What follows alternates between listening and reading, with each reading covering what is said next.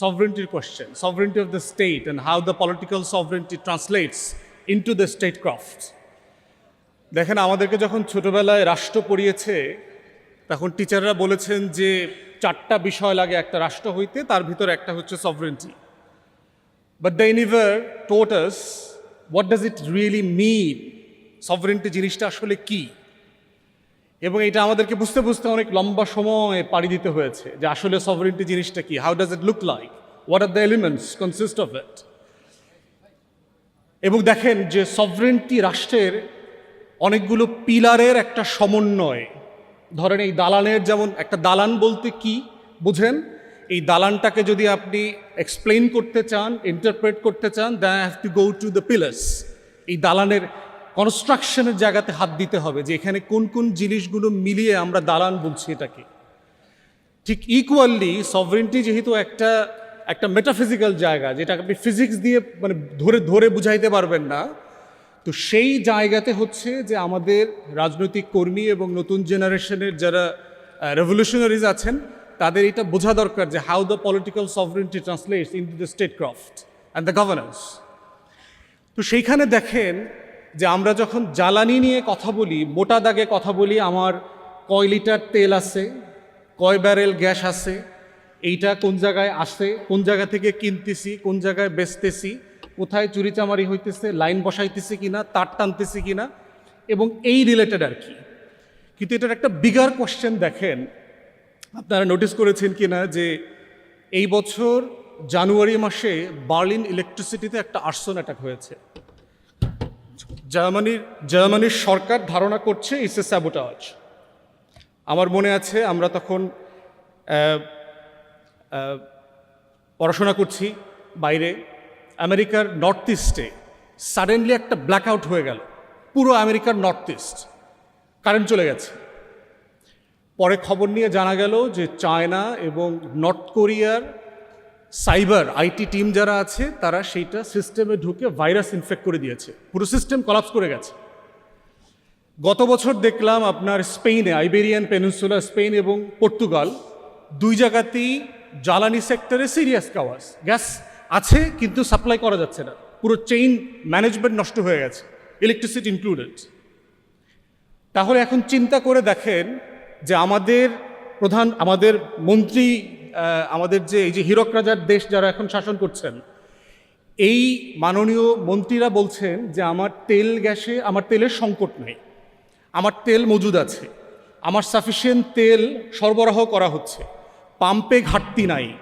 তো লাইনটা আসতেছে কোত্থেকে? এখানে একটা মিসিং লিঙ্ক আছে না? এই মিসিং লিঙ্কটা হচ্ছে পলিটিক্যাল সভরেন্টির কোশ্চেন, যে আপনার রাষ্ট্রের সব থাকবে কিন্তু আলো থাকবে না, বিদ্যুৎ থাকবে না। আপনার রাষ্ট্রের সব থাকবে কিন্তু বাড়িতে গ্যাস থাকবে না। আপনার রাষ্ট্রের সব থাকবে কিন্তু আপনার কোম্পানি চলবে না। আপনার রাষ্ট্রের সব থাকবে কিন্তু বিদেশিরা আসবে না ইনভেস্ট করতে। এই যে সভরেন্টির কোশ্চেন আকারে এনার্জিকে ডিল করা, that hasn't been seen by the nation for the last 5 decades। আমরা কখনো দেখি নাই যে এইটাকে সভরেন্টি আকারে ডিল করা। এনার্জি এইটা এখন আর সিকিউরিটির কোশ্চেন না, মানে ইটস মাচ বিগার কোশ্চেন। এবং দেখেন যে কেন যুদ্ধগুলো হচ্ছে, আপনি দেখবেন যে 60, 70, 80 দশকের যুদ্ধগুলো দেখেন, আমেরিকান ইন্টারভেনশনগুলো দেখেন, সেটা হচ্ছে সোভিয়েত ইউনিয়নকে ঠেকাও, আমার দুনিয়ার মোরলগিরি ঠেকাইতে হবে। 90-এর পরের যুদ্ধগুলো দেখেন, Persian Gulf war 91, Persian Gulf war 2, Iraq দখল করেছে, আফগানিস্তান, তারপরে হচ্ছে ভেনিজুয়েলা থেকে প্রেসিডেন্টকে উঠায় নিয়ে আসছে, ইরাক, ইরান, সিরিয়া, লেবানন। তারপরে এই প্রত্যেকটা রাষ্ট্র কাঠামোর দেখেন, যেখানে তেল আছে সেখানে আল কায়েদা আছে, যেখানে গ্যাস আছে সেখানে ওসামা বিন লাদেন আছে, যেখানে তেল গ্যাস নাই ওইখানে দেখবেন কিচ্ছু নাই, ওখানে আল কায়েদা নাই, আইসিস নাই, বাগদাদি নাই, তারপরে সোমালিয়ান মোরল, কিচ্ছু খুঁজে পাওয়া যায় না ওইখানে। এখন সেই প্রশ্নগুলোর জায়গাতে দেখতে হবে যে এইটা কি একটা weapons of mass destruction deal করবার যুদ্ধ, এইটা কি ওসামা বিন লাদেনকে ধরবার যুদ্ধ, এইটা কি আইসিস আল কায়েদা ডিল করবার যুদ্ধ, এটা কি তালেবান নামক জঙ্গি ডিল করার যুদ্ধ, না পৃথিবীর অন্যতম সমৃদ্ধ রেয়ার আর্থ ম্যাটেরিয়ালসের কান্ট্রি হচ্ছে আফগানিস্তান, সে রিসোর্স কন্ট্রোল করার যুদ্ধ। তাহলে এই যে সিকিউরিটি আকারে, সভরেন্টি আকারে রাষ্ট্রকে পড়া, রাষ্ট্রকে দেখা, সেই জায়গাতে this Republic had failed us since it's Inception.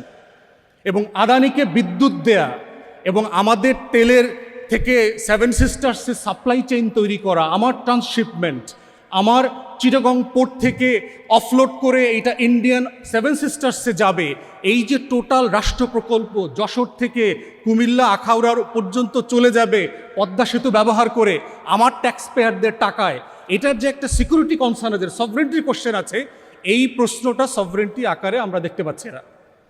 এবং এইটা হচ্ছে much bigger question than supply chain management. Of course these are critical question, of course our experts have to deal with it. কিন্তু এই সভরেন্টির প্রশ্ন ডিল করতে না পারলে যেটা হবে যে আমার স্বাধীনতার যে রিপাবলিক করবার যে আকাঙ্ক্ষা, আমার সাম্য, মানবিক মর্যাদা, সামাজিক সুবিচার, 90-এর আন্দোলন, আমার 24-এর গণ অভ্যুত্থান, এর প্রত্যেকটা জায়গার লড়াই ছিল সভরেন্টির কোশ্চেনে, আধিপত্যবাদের প্রশ্ন ছিল। আমি আমার জনগণ, আমার সম্পদ, আমার ক্ষমতা, আমার সার্ভিস সে নিয়ন্ত্রণ করবে এবং সেই প্রসেসের মধ্য দিয়ে রাষ্ট্র প্রকল্পকে এগিয়ে নিয়ে যেতে হবে। তো সেই জায়গাতে আমরা বোধ করছি যে এই পলিটিক্যাল সভরেন্টির কোশ্চেন ইরানকে দিয়ে দেখতে হবে, বুঝতে হবে যে এইটা শুধুমাত্র দেশ দখলের যুদ্ধ না, এবং ইরানের জায়গা থেকে এইটা শুধু আমার ল্যান্ড, আমার মানুষকে সেভ করবার যুদ্ধ না। It's a question of sovereignty, it's a battle for the people, yet it's a question of political existence through sovereignty. তো সেই সভরেন্টির প্রশ্নেই দেখেন যে আজকে প্রত্যেকটা আমেরিকান পলিসির ঘাটে দেখেন ট্রাম্প গত 2 মাসে 3 মাসে যা যা বলেছে, প্রত্যেকটা জায়গায় দেখবেন যে সে ইরানের সভরেন্টিকে অ্যাটাক করতেছে।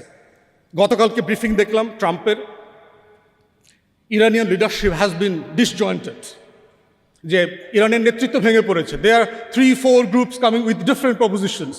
সে বলছে যে ইরানের নেতৃত্ব 3-4টা গ্রুপ মিলে 3-4টা প্রস্তাব ইসলামাবাদে পাঠায়। সে বলছে যে Iranian military had been demolish, disappeared, decimated, কিচ্ছু নাই। তাহলে দেখেন ট্রাম্পের প্রশ্ন কি যুদ্ধকে নেগোসিয়েশনে আনা, না ইরানের সভরেন্টির প্রত্যেকটা পিলারে আঘাত করার প্রশ্ন? এখন আপনি 17 বছর ধরে ভারতের সাথে হাসিনা যেটা করেছে, ওয়াজ ইট এ মেয়ার ট্রিটি? আদানির সাথে যখন আমরা আদানির চুক্তি বলি, is it only for the 1500 megawatt electricity or is it a question of sovereignty? আমার প্রশ্ন কোথায়? প্রশ্ন হচ্ছে এটা শুধুমাত্র আমার 1500 মেগাওয়াট বিদ্যুৎ লাগবে, তা না হলে our nations would be in dark. এইটা তো ক্রিটিক্যাল কোয়েশ্চেন না। কোয়েশ্চেন হচ্ছে আমার সভরেন্টি কম্প্রোমাইজ করা হয়েছে। আমরা যখন কুইক রেন্টালের ফ্রেম নিয়ে কথা বলি, আমরা লুটপাট অংশটাকে হাইলাইট করি, কিন্তু এখানের মধ্য দিয়ে যে আমার নেশনের সিকিউরিটি, আমার সভরেন্টিকে কম্প্রোমাইজ করা হয়েছে গুটিগত লোকের হাতে, এই পুরো সেক্টরটা দিয়ে, who are all align to Indian hegemony and by default Awami extension. তাহলে আপনি যে আধিপত্যবাদের বিরুদ্ধে আমার 24-এর লড়াই, যে আধিপত্যবাদ, জনগণের সরকার, গণপ্রজাতন্ত্র করবার যে লড়াই 71-এ লড়েছি, যে লাহোর রেজলিউশনের মধ্য দিয়ে 47-এ আমরা রাষ্ট্র প্রকল্পের মধ্যে ঢুকেছি এই বাংলার জনগণ, তার এই প্রশ্নগুলো ছিল সভরেন্টির কোশ্চেনে। অতএব আমরা যখন এই প্রত্যেকটা প্রকল্প, চুক্তি, কেনা বেচা, এইটাকে দেখব, এইটার ক্রিটিক্যাল জায়গাটা হচ্ছে আমার রাষ্ট্রের সভরেন্টির জায়গা থেকে দেখতে হবে। তা না হলে দেখবেন যে আপনার সব আছে, কিচ্ছু নাই, আপনার সব রিসোর্স ওভারনাইট ইনঅ্যাক্টিভ হয়ে যাবে। আদানি বিদ্যুৎ বন্ধ করে দেয় নাই, বলেছে কিসের জন্য? বলেছে বিল পে করা হচ্ছে না। গত সরকার কুইক রেন্টালের আইনের কথা শামসুল আলম ভাই বলেছেন, গত সরকারের সময় ক্যাপাসিটি চার্জগুলো 35% পর্যন্ত দুর্নীতি, কমিশন খেয়ে সরকার পে অফ করে দিয়ে গেছে। এবং আমরা জানি কারা কারা এই কমিশন পে অফ বাণিজ্যের সাথে জড়িত। আমার কাছে এক লোক আসছে গণ অভ্যুত্থানের পরে, বিপিসি পেট্রো বাংলার চেয়ারম্যান করে দিতে হবে 100 কোটি টাকা ডিল, সার্জিস যেগুলো বলছে আর কি, এটা আমি নিজে সাক্ষী, আমার কাছে আসছে। তাহলে এই প্রশ্নটা আমাদেরকে সভরেন্টি আকারে, পলিটিক্যাল সভরেন্টির কোশ্চেনের জায়গা থেকে ডিল করতে হবে। দ্বিতীয় যেটা বলে আমার বক্তব্য শেষ করব, সেটা হচ্ছে কাঠামো। জ্বালানিকে ডিল করবার যে কাঠামো দুনিয়া আমাদেরকে চাপিয়ে দিয়েছে, এবং এটার সাথে আমাদেরকে পরিবেশকে, এনভায়রনমেন্টকে ট্যাগ করে দিয়েছে, can we afford it? Certainly we have to deal with the fossil fuel. Certainly we need clean, pure energy. Certainly we need to address the climate resilience questions. Certainly Bangladesh is one of the most vulnerable countries in the world when it comes to climate change. Yes, we have to deal with it. কিন্তু প্রশ্ন হচ্ছে যে এই কাঠামো আমার জন্য sufficient কিনা, আমি এই কাঠামো ডিল করবার জন্য প্রস্তুত কিনা। পশ্চিমারা তো 17th সেঞ্চুরি থেকে ইন্ডাস্ট্রিয়াল রেভলিউশন করে ফেলেছে, সে তার দেশকে ডেভেলপ করে ফেলেছে, নেশনকে আপলিফ্ট করে ফেলেছে। আজকে তার 1,00,000-1,50,000 তার বছরে ইনকাম। সে যেখানে এটা একটা ক্লিন এনার্জি, একটা ইলেকট্রিক গাড়ি, এই পুরো প্রসেস অ্যাফোর্ড করতে পারবে, ঠিক সেই জায়গাতে আমি এইটা কতটুকু অ্যাফোর্ড করতে পারবো না, আমার একটা ট্রানজিশন দরকার। এবং এই ট্রানজিশনের সময়টা পর্যন্ত এটার জন্য কম্পেনসেশন, ট্রানজিশনের জন্য যে মেকানিজম দরকার, টেকনোলজি ট্রান্সফার দরকার, পশ্চিমারা সেটা কোনোটা করবার জন্য প্রস্তুত না। তাহলে দেখেন যে 250 বছরের তার তৈরি করা পুঁজি দিয়ে, তার তৈরি করা ইন্ডাস্ট্রি এবং কোম্পানি আমাকে খাওয়াইছে, এখন বলছে যে না, এই কোম্পানিগুলো আর চলছে না, একটা নতুন বিজনেস মডেল নিয়ে আসছে, এই রেজিলিয়েন্সের নামে, এনার্জি সিকিউরিটির নামে, ক্লাইমেট কমপ্লায়েন্সের নামে আমাকে এখন আবার গ্যাসের গাড়ি, তেলের গাড়ি খাওয়ায়া এখন বিদ্যুতের গাড়ি খাওয়াইতে নিয়ে আসছে। অ্যাগেইন বিজনেসটা কার কাছে? বিদ্যুতের গাড়ি। আমার তৃতীয় বিশ্বের দেশের কাছে তো এই বিজনেস নাই। সে তো আমেরিকা তো এটা বলছে না, পশ্চিমারা এটা সে বলছে না যে আমি যখন নতুন এনার্জির ফ্রেমওয়ার্কের কথা বলছি, I shall share the profit, the manufacturing, the employment with the third world country, সেটা কিন্তু সে বলছে না। তাহলে সে কাঠামো পরিবর্তন করছে, পরিবর্তন করে ফর দ্য গুড ফেইথ আমার উপর চাপিয়ে দিচ্ছে intentionally to make profit out of it. তাহলে এই ফান্ডামেন্টাল কাঠামোর যে প্রশ্ন আছে, যে আমার বাপেক্সকো নিষ্ক্রিয় হয়ে আছে, কিন্তু আমার বিগ কোম্পানিগুলো এসে এখানে এক্সপ্লোর করছে। আবার যেহেতু ভারতের পাশে, বার্মার পাশে আমার সমুদ্র বিজয় হয়েছে, আপনার হাসিনার আমলে আমার 42টা ব্লক কোনোভাবে এক্সপ্লোর করতে দেওয়া হচ্ছে না, বাপেক্সকোকে দুর্বল করে দিয়েছে। তাহলে দেখেন পুরো কাঠামোটা এমন, again it relates to the sovereignty, যে আমার পুরো ফ্রেম যেখানে আমাকে তর্কটা করতে হচ্ছে, এই তর্কটা একটা কলোনিয়াল ফ্রেমের মধ্যে আমাকে করতে হচ্ছে। আমার রিপাবলিকের যে সভরেন্টির জায়গা, সেখান থেকে আমি এই তর্ক, শর্ত, কাঠামো, অবকাঠামো, চুক্তি কোনো কিছু আমি আর্গু করতে পারছি না।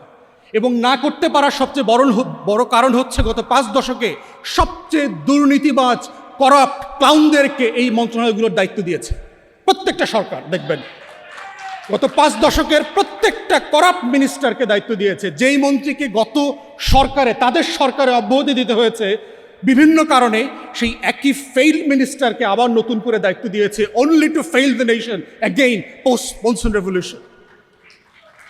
তো এই দুইটা কাঠামোর জায়গা থেকে টোটাল আমাদের জ্বালানি, বিদ্যুৎ, এগুলোকে নিয়ে নতুন তর্কটা তোলা দরকার।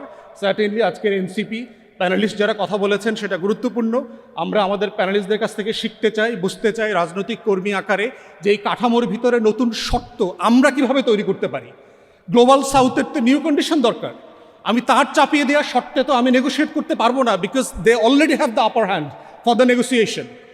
আমি ওই শর্তে তর্কতে জড়ায় গেলে যেভাবে দেখবেন আজকের 72-এর সংবিধানে 24কে ঢুকায় দিয়ে আমাদেরকে জিজ্ঞেস করে কাজটা ঠিক আছে কিনা।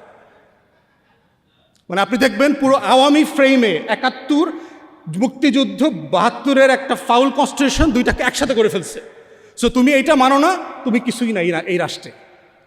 সো এই ফ্রেমে চক্র থেকে যেভাবে আমরা মনসুন আপরাইজিংকে বের করে নিয়ে আসতে যাচ্ছি, ঠিক ইকুয়ালি সভরেন্টির জায়গা থেকে, আমার রিপাবলিকের ইন্টারেস্টের জায়গা থেকে এই জ্বালানির তর্কটাকে বের করে নিয়ে আসতে হবে। সবাইকে ধন্যবাদ। সালামু আলাইকুম।